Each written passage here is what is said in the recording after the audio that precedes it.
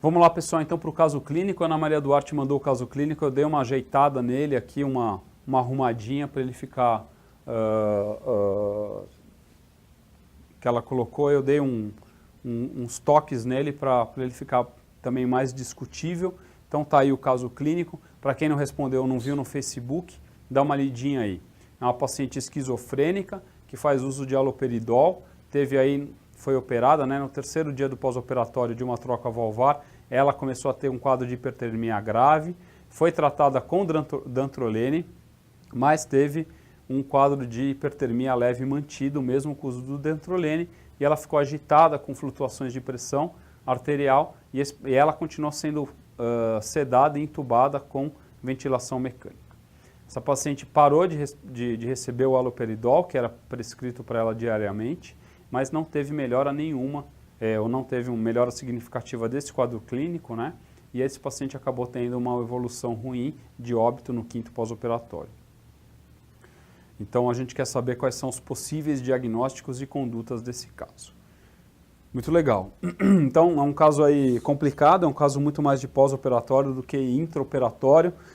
Então eu listei aqui algumas possibilidades que a gente tem nesse caso. Então a primeira possibilidade que eu achei que era que a gente poderia comentar é a hipertermia, né? A paciente que foi anestesiada, tomou uma anestesia geral, né? Provavelmente deve ter sido usado o inalatório nessa paciente quando fez uma cirurgia cardíaca, e uma das primeiras características é a hipertermia maligna, uma hipótese diagnóstica. Hipertermia maligna é uma hipótese. Segunda hipótese, síndrome neuroléptica maligna. Esse paciente usa antipsicótico, aí usa o haloperidol. É um quadro que pode também estar associado com a esse quadro. Outro quadro que pode, outra síndrome que pode entrar também aí no jogo é a síndrome colinérgica central. Essa paciente pode ter uma síndrome colinérgica central, que a gente já comentou ali nas outras aulas. Tá? E por último aqui, por causa desse aumento de temperatura, esse paciente pode ser feita uma infecção e aí uma sepsis em relação a isso. Tá? Então nas nossas hipóteses aqui eu coloquei primeiro a hipertermia maligna, que é uma das nossas ideias, né, nessa síndrome. Apesar desse aparecimento tardio, né, de mais de 3 dias, existem casos de hipertermia maligna que ocorrem num pós-operatório mais tardio, então a gente não pode descartar de antemão, já que ela foi exposta se ela teve exposição a anestésicos inalatórios.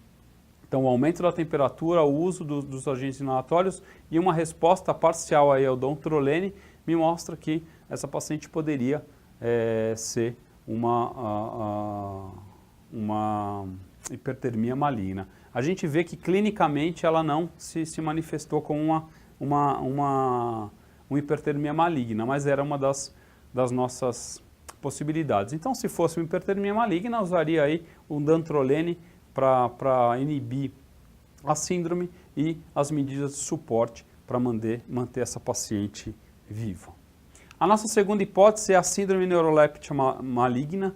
Essa síndrome ela ocorre em vários pacientes, principalmente aí os pacientes que usam antidepressivos, antipsicóticos e neurolépticos. Essa paciente fazia uso do haloperidol, é uma das drogas que está relacionada bastante a essa síndrome neuroléptica maligna, assim também como os sais de lítio, o lítio que é usado no transtorno bipolar, também tem essa relação. E por que ela entra nesse diferencial com hipertermia maligna? Porque ela pode ter um quadro aí de aumento de temperatura, sim, não? Então temos aí a hipertermia, sinais extrapiramidais importantes. Os pacientes têm alterações da consciência, a pressão arterial flutuante que ela tinha, alterações de esfíncter, de espineia, disfunção autonômica, elevação de CPK e de leucocitose. Tá? Esse paciente deve ser tratado com a suspensão do medicamento e aí todas as formas de suporte para esse paciente, principalmente aí, a hidratação, a diurese, a função respiratória. Esses pacientes podem ter aumento importante da temperatura, eles podem ter muita mioglobinuria, e aí é importante você promover a diurese para eles não terem uma insuficiência renal importante, e os quadros aí também alterações importantes respiratórias e aí suporte respiratório importante nesses pacientes. Então, a síndrome neuroléptica maligna parece que é o diagnóstico mais possível dessa paciente e, apesar de todas as medidas, ela acabou evoluindo a óbito. A nossa outra hipótese diagnóstica é a síndrome anticolinérgica central, que a gente já falou disso lá atrás, no começo do nosso curso. Ocorre aí principalmente por anticolinérgicos e antidepressivos, é mais frequente em crianças e recém-nascidos, principalmente aí alguns que usam a atropina, né?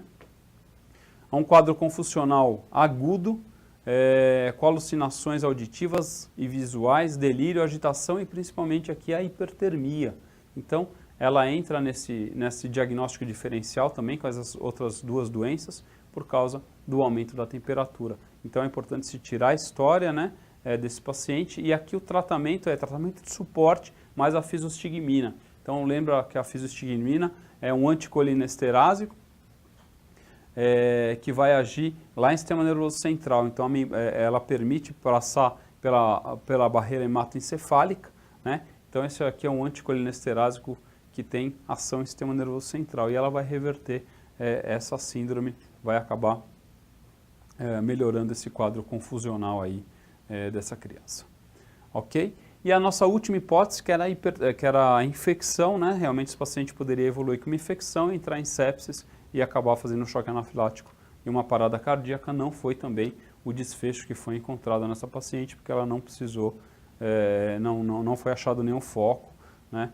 Provavelmente não deveria ter leucocitose, algumas outras alterações importantes.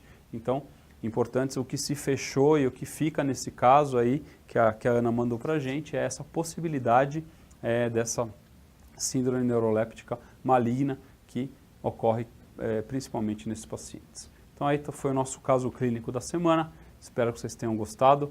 Até o próximo.